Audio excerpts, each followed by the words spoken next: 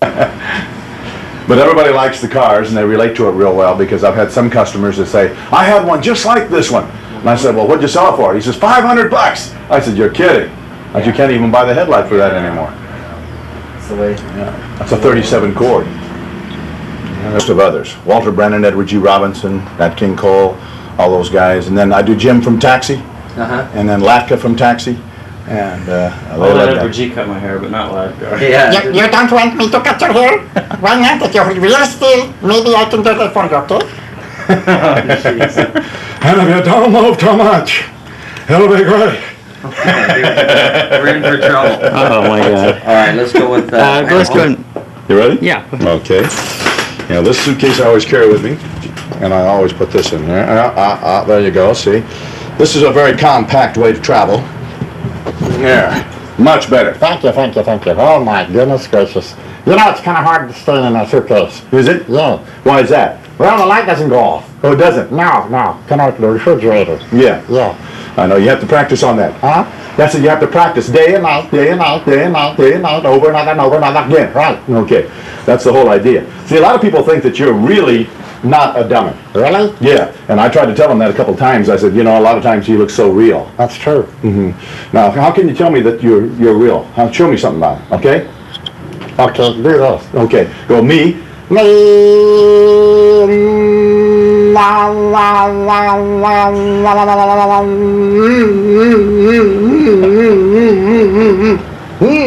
What's the matter? And what? What's that? Can't breathe. Oh, okay. All you had to say is I couldn't breathe. That's what I said. Okay, well, I couldn't see your lips moving. Good. I can't see yours moving either. That's good. Yes. Yeah, I can be replaced. I know, I hate to see you go. Well, thank you. You're welcome. Yeah. What would you do without me? I'd have had a good time. That's what I thought. Yeah. Yeah, once a dummy, always a dummy. You ought to know. Pardon? Nothing. Okay. Remember what I told you. You got to look right in my face when you talk. Oh, gosh. No, thanks. Yeah. Yeah. Well, what's wrong with my face? What's wrong with it? Yeah. What isn't wrong with it? Thank you. You're welcome. Yeah. See, I tell you, I don't know about you. I know about you. You do? Yes. Well, don't tell anybody. It's a secret. Yeah. It's what they call a trade secret. Yes. Okay. All right. My lips are sealed. Are they? Yes. Not really. Not really. No. I see. You know, Wild horses couldn't drag it out of me. they couldn't? No, but maybe a couple wild steers, Wild steers, yeah. like the rodeo. Yeah, that's right. That could drag it out of me. I know it could. Yes. It'd be very dangerous. Yes, it would. Yeah, you can't bull around with those. That's for sure. That's what I thought. Yeah. Can we have John? Can we have John? We'll get a close up of John, and we'll have him. I guess we should have him talk to our viewers a little bit, or just say, talk about. Say something about KSBW. I don't know. KSBW, what would you like? KSBW News. No. Yeah, something in his voice. What's that? Never mind. Just a little. We might use it in the tease. If we just have him say something. Have John say something about that live at 5, or whatever. It's you can't miss it. KSBW, like that? Yeah. KSBW is a live at 5. You can't miss it. We'll be right back. Thank you. Wow, isn't it? Yes, it is. Yeah. KSBW. More coming soon. Yeah. Hang on, brother. Yeah, hang on, brother. Yeah. We are the award-winning station, Yeah, that's right. Yes. Thanks. Very good, John. Well, thank you very much. See, I could work without you. No, I know you could, yeah. I don't really need you. I know that. Yeah. That make you feel good down here? Yeah. Yeah, okay. Yeah, I know, because actually, if I didn't work with you, then you'd have to find somebody else to work with you. Yeah. Yeah.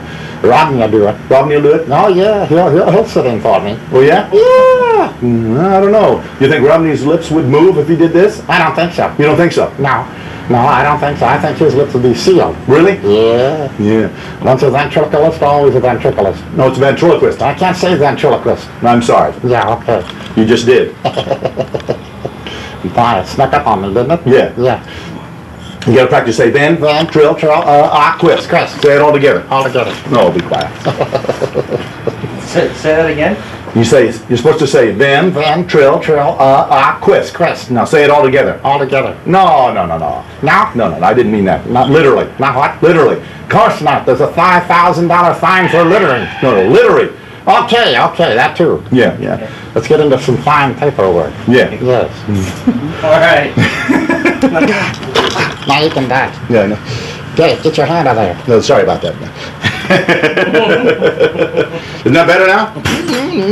What's that? Better now. Good, okay. Okay. Now I'll pick you up, all right? Sorry about that.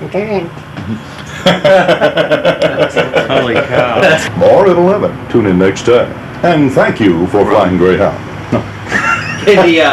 You started in high school with the ventriloquist? Actually, before high school. I started at the age of 11. Yeah. And then I started. Actually, I was watching the Paul Winchell show. And it looked very interesting to me, so I thought, I'd like to get a dummy and do that. So it was my birthday, and everybody said, well, what do you want for your birthday? I said, well, I'd like to have a ventriloquist dummy. And they said, oh, no, we're not putting money in a dummy and a doll, And I said, no, there's a difference between a doll and a dummy. A dummy you can talk with and have a lot of fun with. And I said, the dolls are a little different, So he said, well, my dad used to say, well, no, we're not gonna put that kind of money into that. So I went ahead and bought it myself for my own birthday. And I started practicing with them and just working through trial and error type thing. And after about a year and a half, then I broke the larynx in real good and got my lung capacity. And then came the hard part, developing a separate personality for them.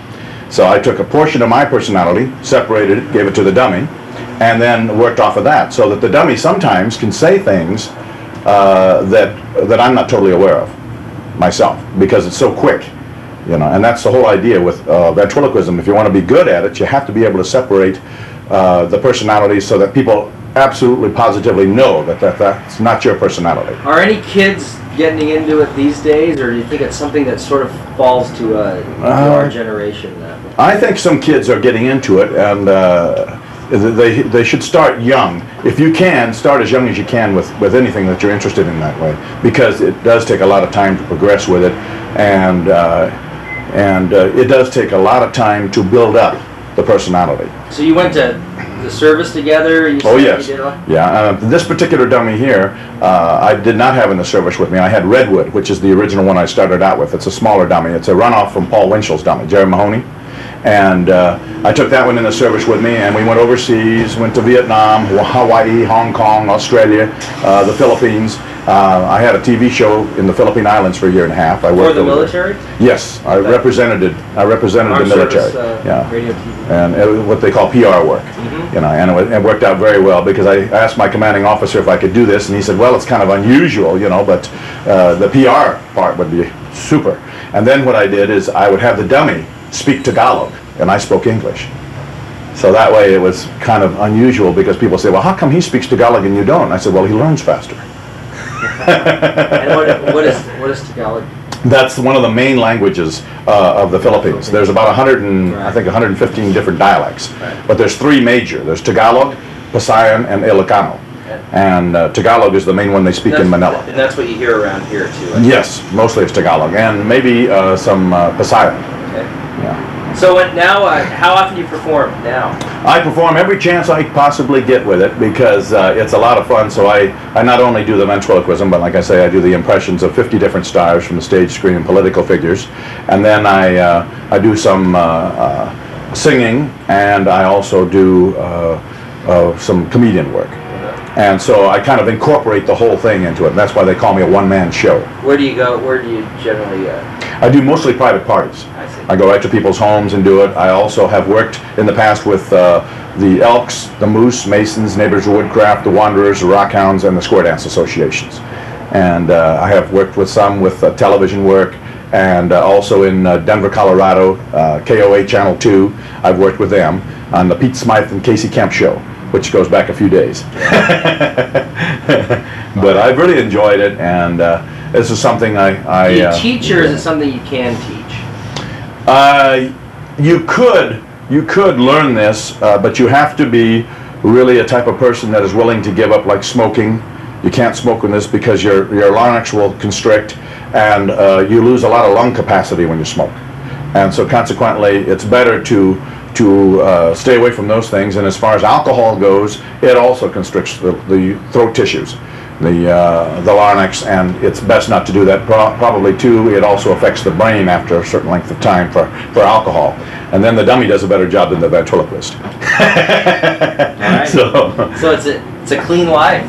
Actually, it's pretty good. Yes, it's pretty good, and it's something you got to really stay with, though, if you want to be good at it. Good enough. Yeah. Well, you want to see some Edward J, right? Okay, no problem. The only thing is, when we go into the bank, see, we're going to make out a withdrawal. Now, I know there's a problem. We don't have any money in the bank. But I never seemed to phase this before. So we're going to go in there, make a huge withdrawal, and see how it goes. I'll tell them what. I got an account here, see? Just because we can find it doesn't mean anything, see? All right, we'll look at that. Thank you. I just like Edward J. So no. And You know, he in reality, I believe I read somewhere he spoke 7 or 8 languages. is that right? Yeah. I don't know. He was I don't know. he was Eastern European, I believe. And Uh-huh. he spoke. He was brilliant, and He was quite an artist, also. right. He did a lot of paintings and did a beautiful job. My grandmother lived in Southern California. She's been dead 20 years, but she was in the art world down there. And knew Vincent Price and Eddie G. They were both very active in that Pasadena area, I guess it was. Right. Would you like to see a little bit of Elvis? Oh yeah. Just a little bit? Okay. There's always time for a little Elvis. There you go. Can't go a day without Elvis. This is one of the things that they asked me to do a lot of, Elvis, because they say I look a lot like him. So I just come out like this and I say, ladies and gentlemen, I'd like to sing a couple of songs for you, but my band right now is out of town, and I don't think I can bring them all together. But I would like to say that it's a pleasure to be here, and I hope to see you all again real soon. And may God bless. And thank you very much. And those are the glasses. Mm-hmm. Those are the glasses. And then you got Ray Charles. This is him. Ray Charles. Oh, it's crime time again. She's gonna eat me. I can tell by the way look in her eyes. Yes, I can tell by the way she wants me, darling. Oh, yeah. Ow! That it won't be long before it's crying time. Ooh, I love that part, brother. I love that part. Oh man. I appreciate that. That would be hilarious. Sure. All right. Steve, you'll get a few haircuts out of the deal, I'm sure.